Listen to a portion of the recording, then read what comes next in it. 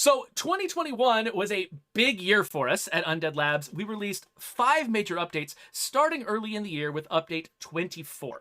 That was the update where we were celebrating Black History Month, and we included this beautiful t-shirt in the game that also, do I have it here? Yes!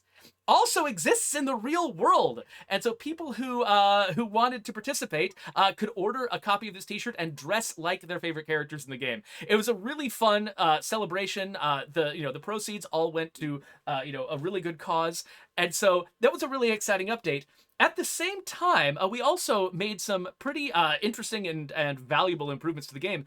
That, I think, Lucy, I think that might have been your first big addition to the game after you joined the team, where you added Yeah. the recruits, right? The change to recruiting. Yeah, that was the first one I got to announce on stream, and I feel like before that it was mostly just like minor things to help me learn the tools, so nothing significant. But yeah, Lucy was the one who we were talking about, ways that we can improve the recruiting experience. And she was the one who says, why do we need to actually wait till you're allied? Why can't we just let you recruit people anytime and just have you pay more money? And we're like, no reason. That's just obviously the right solution, and we should have thought of it years ago. So we're really glad to have Lucy on the team. She started with a bang and just started getting better from there. Zoe McClatchy added the bounty broker schedule on that update. So you no longer had to wait for a huge download of multiple gigabytes in order to get new bounty broker content unlocked for you every month.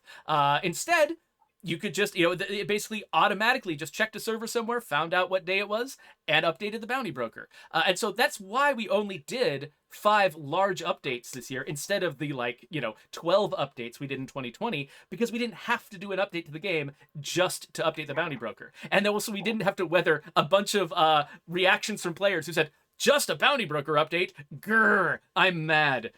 Which was something we dealt with a lot in 2020. No longer in 2021, and we thank you for that, as well as Zoe.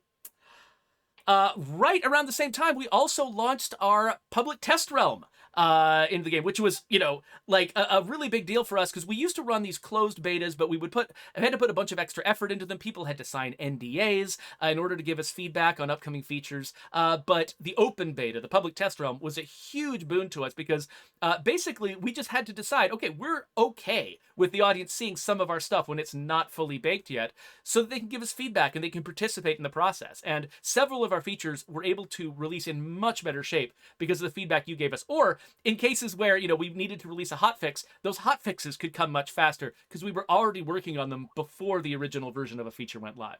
So that was a huge deal. And then soon after that, update 25. Plague Territory, Outposts, and Sidearms. That contained a whole bunch of stuff. Obviously, Plague Territory changed the way that you interacted with plague hearts, and just sort of the entire strategy of the game was sort of turned on its side. And then the Outpost update, which came along with it, that was probably one of the bigger things that Lucy worked on over the course of the game.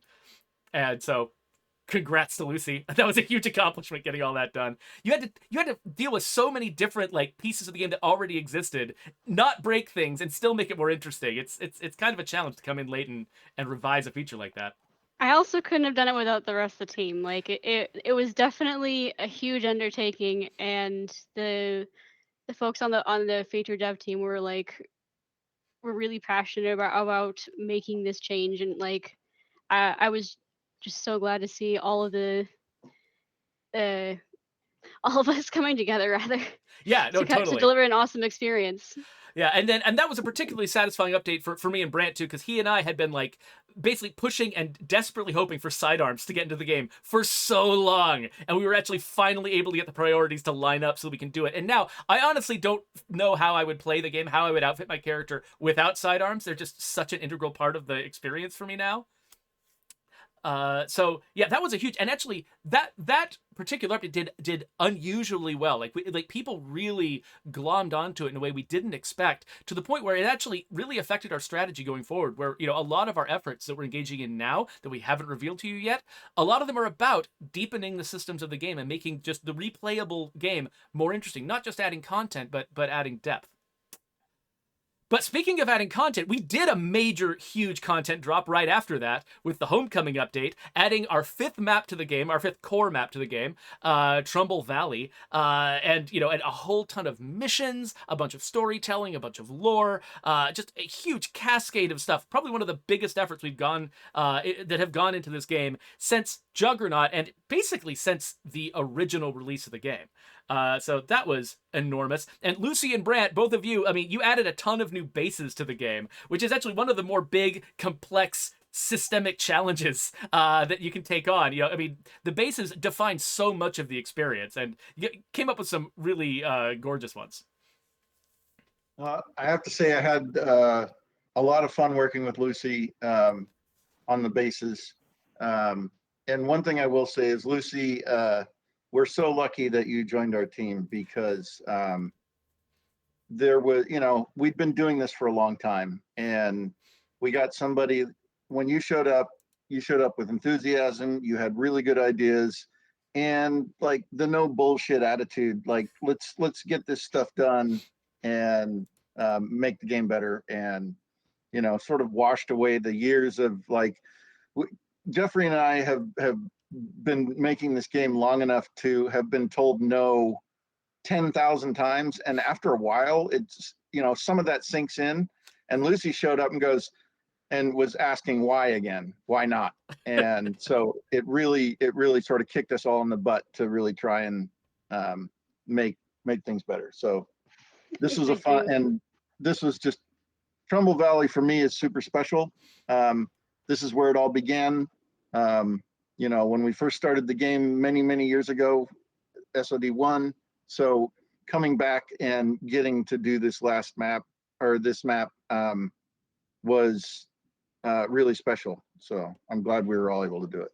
Yeah, and Brant, I'm glad that you're still part of a team, because someone who has been able to guard the vision of State of Decay so well, I think just that the fans really appreciate the attention to detail and all the love and care that you put into the art of these bases. It definitely comes through.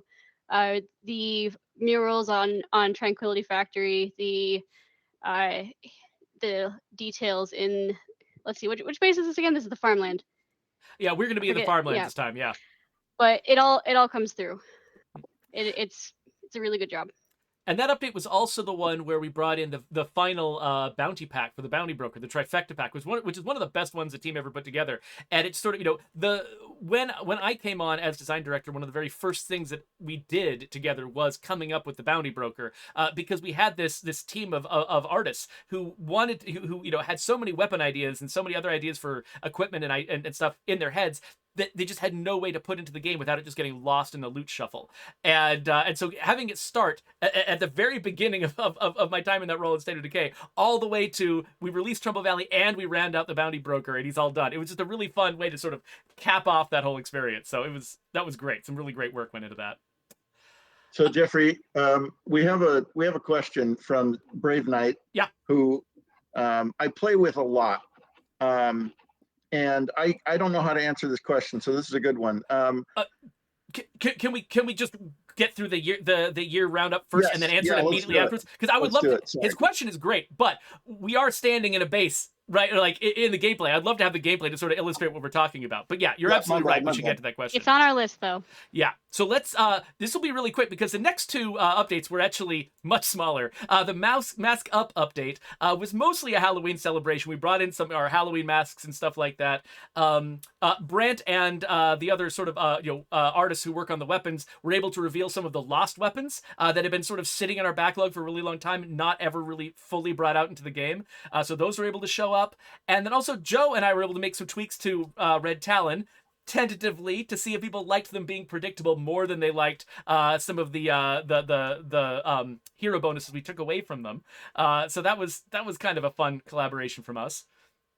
And and repairing, this is most important thing, repairing your vehicle no longer catapults it into the air as of update 27, which was, I mean, that doesn't mean we fixed every potential physics problem in the game. Physics is hard, but that particular one, I haven't seen it since update 27, and it's making me pretty happy. And then finally, update 28, which is the one we just released. We've already talked about it a ton. We don't need to go into a bunch of detail. Providence Ridge got a whole overhaul with its lighting and its vistas and its rocks and its trees. Everything about it looks better. Outposts and enclaves now have lighting, so just things feel more lived in, more real. And Joe made his first contribution to the game as a designer by creating the scavenger hunt for the echo weapons. So What? yeah, welcome again. I've already said this before, but welcome to the design team, Joe. I mean, you've been always contributing so much to the direction this game goes, with the way that you funnel feedback from the audience to us and advocate for the things that the audience really wants. And here you actually got to do it yourself, and I'm really happy to have you on the team. Wow, and during a lot of the work that you were describing with this last year, like a lot of what I did was provide feedback, and so having a head for like what players are going to do with our systems kind of matters when and especially as a designer. And but it was really nice, like putting together this little scavenger hunt. I hope everybody has some fun with it in Heartland. It's a neat little thing. Even before it got out there, like just even in update 28, I had this little giddy moment because somebody was like, I can't find the last piece. And I'm just like, just wait a second. That's exactly the experience I wanted you to have. That's why it's a scavenger hunt. Good luck. Cool. So anyway, thank you all for your patience. I just really wanted to go through, like everything that we'd accomplished this year, because it's really easy to sort of, get your head down, focused on the thing that's right in front of you, and lose track of sort of the grand scope of things. And I feel like, I've never gotten a chance to work on a game that was this well supported for this long, where I get to really sort of take a lot of pride in investing in it over time and just continuing to iterate on it, continuing to make it better, listening to the audience, and keep continuing to refine the game for a long period of time. So I'm really glad to be on a team with these fine people. I'm really glad to be sharing this game with an audience of you fine people. So thank you all so much for sticking with us through this whole year. I think we should get into the game and have some fun with it ourselves. Yes. Here.